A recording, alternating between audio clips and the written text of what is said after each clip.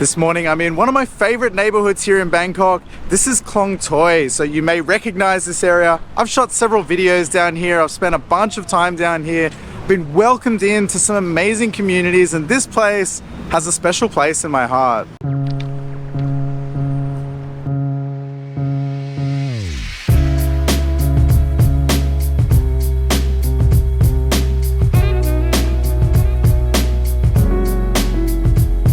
So Dan and I first discovered this area a couple of years ago. We were doing some exploring around Bangkok, and of course we'd heard of the infamous Klong Toei slum district, so we wanted to come down and check it out and see what it was all about. And we were a little nervous coming down. We weren't sure what to expect. We didn't know if it was going to be dangerous. We weren't sure if we'd be welcome. But what ended up happening is we were welcomed into this community and met all these amazing people, and honestly had one of those days that I'll remember for the rest of my life. The locals completely welcomed us. They served us food, we drank with them, we hung out all well into the night and did partying in the evening. We were drinking in people's houses. People invited us into their houses to see how they lived. They were generally just really happy and welcoming to us, which was completely unexpected. I've since been back many times, shot a bunch of videos down here, and become even more welcomed by the people afterwards. They've all seen our videos. They're all really happy with what we've done and been invited down here to birthday parties. I've come down a bunch of times without the camera, and I just feel really lucky that I've been welcomed into this community here.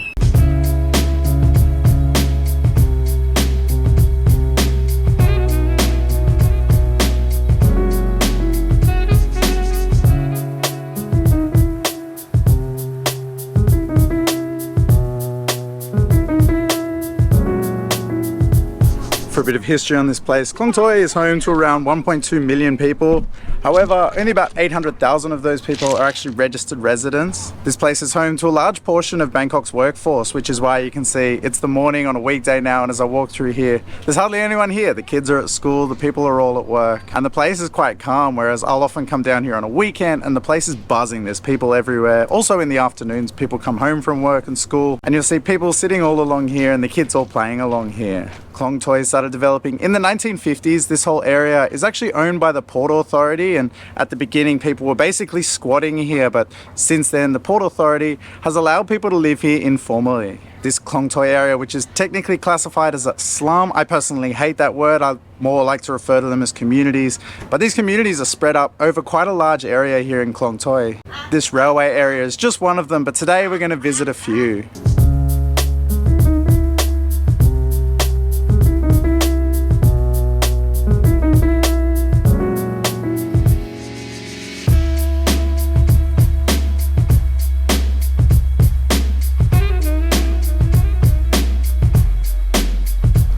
Now, if you took this place completely at face value and going off its classification, you may think these are harsh living conditions or not an ideal place to live, and that's not the case at all, especially along this community here. This is a great place to live. They've got plenty of facilities available. There's washing machines, there's fresh water all along here.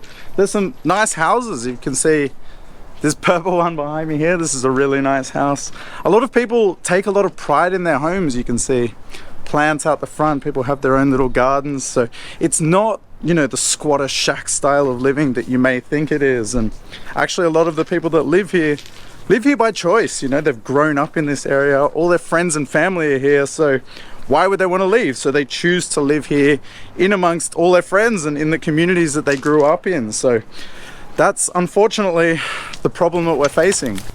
Now, given the location of Klong Toei, developers have been trying to get their hands on this land for years, and rightly so. It's in a great part of town. You're just by the river. It's basically in the center of Bangkok, and a lot of it is just like you see behind me here. It's just wasteland. There is currently a plan to develop a lot of this area. There was a proposal put forth in 2019 to basically knock down a whole lot of this and turn it into a ritzy part of town. They want to kind of do what Icon Siam have done, that part along the river where it's high-end malls and shops and condos. Essentially make this area kind of a tourist destination and a place that people want to come to hang out. This will bring a lot of business and money to the area, which is a good thing, but unfortunately it's going to come at the expense of the people that live here. And as I mentioned earlier, a lot of the people that live here informally, so they will need to be relocated, and that process is actually much easier than it would normally be. So the options it's looking like these people are going to be given at this stage is to be relocated either out of the city about 50 kilometers away, which is definitely not ideal, or they're looking at building some housing here for the current residents here. So these are basically just mega condos. I don't know if condo is the right word, more like a housing development for these people, but they're gigantic. And while it may seem like a great option to be placed in a brand new building, a lot of the places, they're not going to be as nice as the homes that they've been moved from.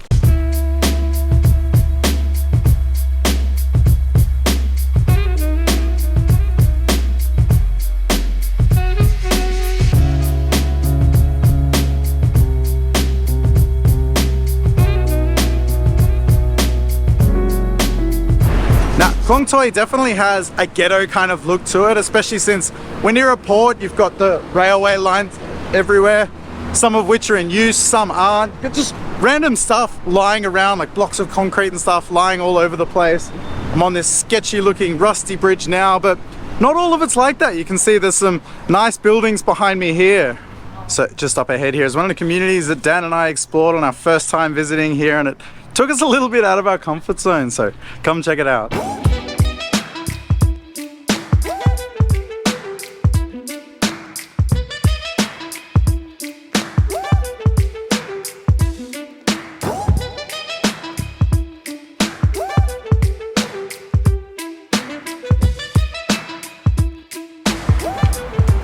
The interesting thing about this place is it may look super dangerous and scary to walk around here. You know, if you compare it to what we see on TV and movies of the favelas in South America, but that's not the case at all here. It's easy to think that there's, you know, going to be gangs and drugs and violence and all that happening here.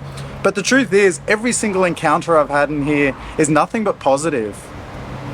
What do you got? No, it's okay, it's okay. As I said that, an example, I'm like in the middle of the path blocking some guy's way and he apologized to me as he walked past. So everyone I've met in here is super friendly. As I walk past a lot of these houses, the doors are open, the people are inside, and everyone always says hello.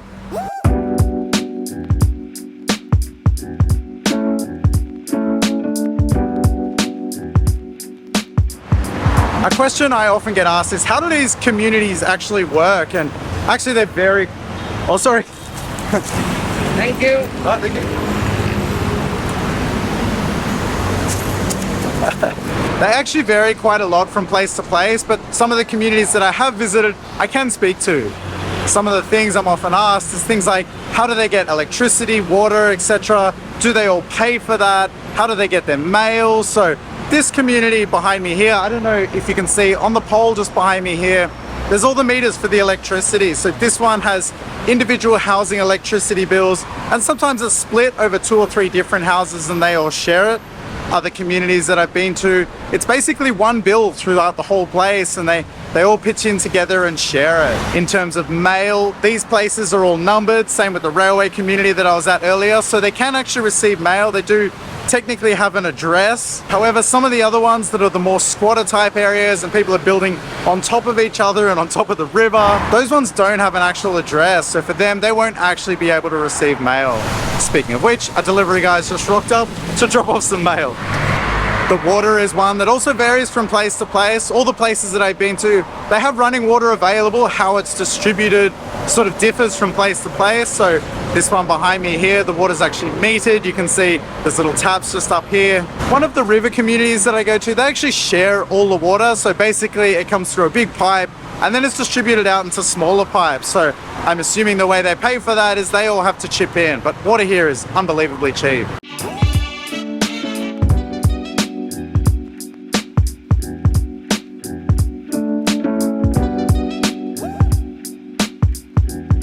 And then how these communities are actually run is actually a lot like how they do in the countryside. Everyone will get together and help each other out. I know along the railway community there's a handyman, there's an electrician, there's someone who's good with, you know, building the houses and all those sorts of things. So everyone will get together and help each other in exchange for other things.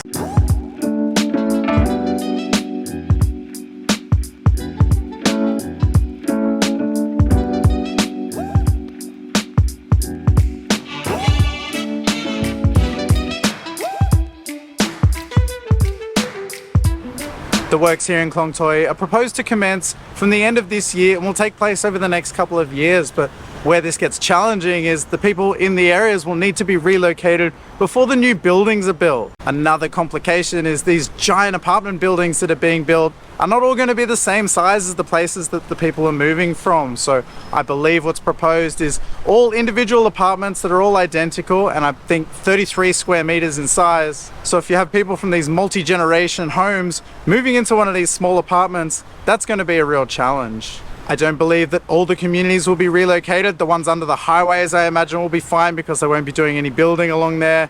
This one here where we're at, the railway community, I don't see that getting taken down because this railway line is still in use, so they won't be actually developing here. But the sad thing is, for a lot of these people, while the houses might not look much from the outside, the home is on the inside.